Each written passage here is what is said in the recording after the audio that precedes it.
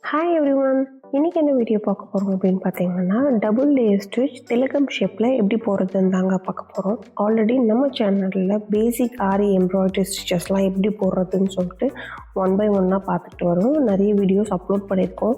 Check பண்ணாதவங்க கீழே டிஸ்கிரிப்ஷனில் லிங்க் கொடுத்துருக்கேன், செக் பண்ணி பார்த்துக்கோங்க. இப்போது திலகம் ஷேப்பில் எப்படி போடுறதுன்னு பார்க்கலாம் வாங்க.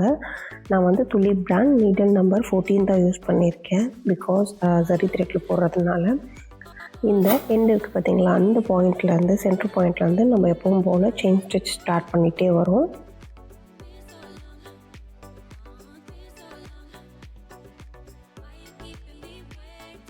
நம்ம சேனலில் நீங்கள் சப்ஸ்கிரைப் பண்ணல அப்படின்னா சப்ஸ்கிரைப் பண்ணுங்கள். அது எங்களுக்கு ஒரு மோட்டிவேஷனாக இருக்கும் அடுத்தடுத்த வீடியோஸ் போடுறதுக்கு. உங்களுக்கு ஏதாவது டவுட்ஸ் இருந்துச்சு அப்படின்னா கமெண்ட் பாக்ஸில் கமெண்ட் பண்ணுங்கள்.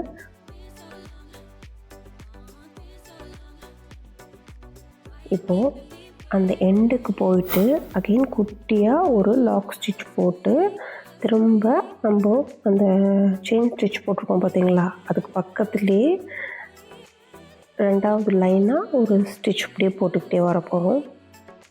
இதுதாங்க டபுள் லேயர் ஸ்டிச். இந்த செயின் ஸ்டிச் போட்டிருக்கோம் பார்த்தீங்களா, அதுக்கு பக்கத்துலேயே நம்ம அகெயின் ஒரு செயின் ஸ்டிச் போட்டுக்கிட்டு வருவோம்.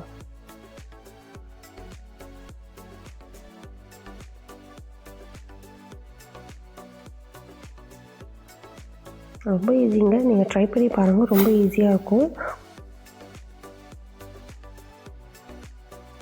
இங்கே வந்து லாக் பண்ணிக்கிறோம். இங்கே வந்து எப்பவும் போல் நம்ம வந்து எண்டு நோட் போட்டுடுறோம். மோர் வீடியோஸ்க்கு சேனலில் லைக் பண்ணுங்கள், ஷேர் பண்ணுங்கள், மறக்காமல் சப்ஸ்கிரைப் பண்ணுங்கள். Thank you from aari easy.